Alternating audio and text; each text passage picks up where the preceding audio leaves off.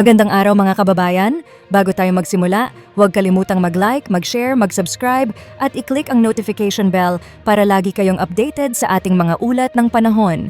Ayon sa pinakahuling ulat ng Pag-asa, patuloy pa rin ang epekto ng easterlies sa malaking bahagi ng Luzon at ilang bahagi ng Visayas. Ang easterlies ay ang mainit na hanging nagmumula sa silangan. Ito rin ang nagdudulot ng mga scattered rains and thunderstorms sa bahagi ng Visayas, Bicol Region at Palawan. Samantala, sa malaking bahagi ng Mindanao, nararamdaman pa rin ang epekto ng Intertropical Convergence Zone, ITCZ. Ito ang linya kung saan nagsasalubong ang hangin mula sa hilaga at timog ng mundo, kaya naman inaasahan ang maulap na kalangitan at malalakas na pag-ulan sa ilang mga lugar. Base sa pinakahuling satellite animation ng Pag-asa, may mga cloud clusters sa malayong silangan ng Mindanao, ngunit wala sa mga ito ang inaasahang magiging bagyo o papasok sa Philippine Area of Responsibility hanggang sa pagtatapos ng buwan ng April.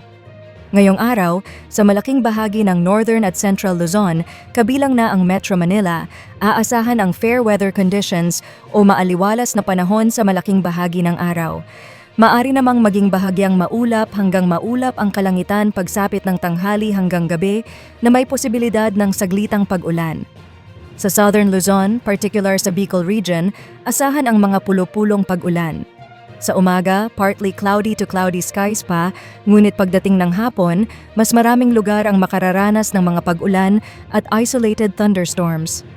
Ang temperatura sa Metro Manila, inaasahan ang temperatura na mula 24 hanggang 35 degrees Celsius, habang sa Baguio City ay presko pa rin na nasa pagitan ng 17 hanggang 25 degrees Celsius.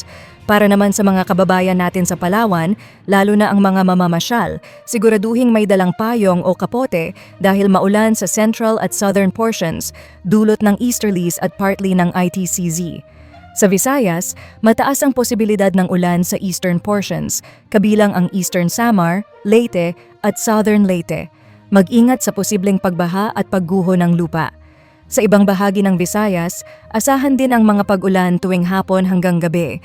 Ang temperatura sa Metro Cebu ay makakaranas ng temperatura mula 27 hanggang 33 degrees Celsius. Sa Mindanao, mataas pa rin ang tsansa ng pag-ulan ngayong araw dahil sa ITCZ. Sa umaga, may mga bahagi pang hindi uulanin at makakaranas ng mostly cloudy skies. Pagsapit ng hapon, magiging makulimlim sa karamihan ng Southern Mindanao, kabilang ang Bangsamoro Region, Soc-Sargen, Davao Region at Caraga Region, na may kasamang pag-ulan at thunderstorms na maaaring malakas. Mag-ingat pa rin sa banta ng baha at landslides at laging tumutok sa mga thunderstorm at rainfall advisories. Ang temperatura sa Metro Davao, inaasahan ang temperatura na mula 25 hanggang 31 degrees Celsius. At sa ating heat index update, kahapon, araw ng Sabado, pinakamataas ang naitalang heat index sa Dagupan City na umabot ng 45 degrees Celsius. Sinundan ito ng Lawag City, Ilocos Norte, na umabot ng 43 degrees Celsius.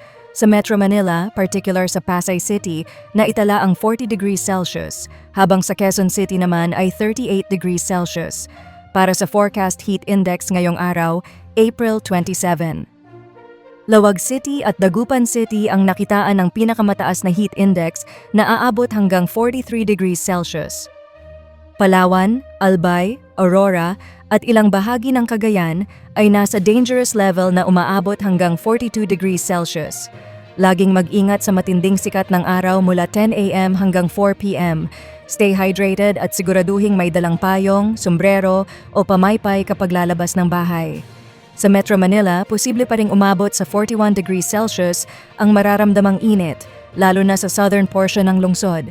At sa lagay ng karagatan, hanggang sa katapusan ng April, wala namang inaasahang sea travel suspensions o pagtaas ng gale warning. Kapag may thunderstorms, posible ang pag-alon hanggang 2 metro, ngunit sa kabuuan, banayad hanggang katamtaman lamang ang pag-alon, particular sa West Philippine Sea at karagatan ng Visayas at Mindanao. Sa ating 4-day weather forecast, hanggang sa unang araw ng Mayo, mananatili ang mataas na tsansa ng pag-ulan sa southern parts ng bansa dahil sa ITCZ. Sa Monday hanggang Tuesday, April 28 to 29, magpapatuloy ang mga pag-ulan sa maraming bahagi ng Mindanao, Eastern Visayas at Palawan. Sa ibang bahagi ng Visayas at ilang bahagi ng Bicol at Mimaropa, madalas ang mga pag-ulan pagsapit ng hapon hanggang gabi. Sa Luzon, fair weather pa rin na may mainit at maalinsangang panahon dulot ng easterlies. Sa Wednesday hanggang Thursday, April 30 to May 1 Labor Day, mas maraming lugar ang makakaranas ng mapag-ulang panahon, hindi lamang sa Mindanao kundi maging sa eastern at central portions ng Visayas, Bicol region at ilang bahagi ng Mimaropa. Dahil sa pag-akyat ng ITCZ axis, posible rin ang pagbuo ng isang low-pressure area or circulation sa silangan ng Mindanao na may posibilidad na maging bagyo sa unang mga araw ng Mayo. Sa Luzon, mananatili ang mainit na panahon dulot ng easterlies, pero may posibilidad pa rin ng mga isolated thunderstorms lalo na sa hapon hanggang gabi. At iyan ang latest weather update para sa araw na ito.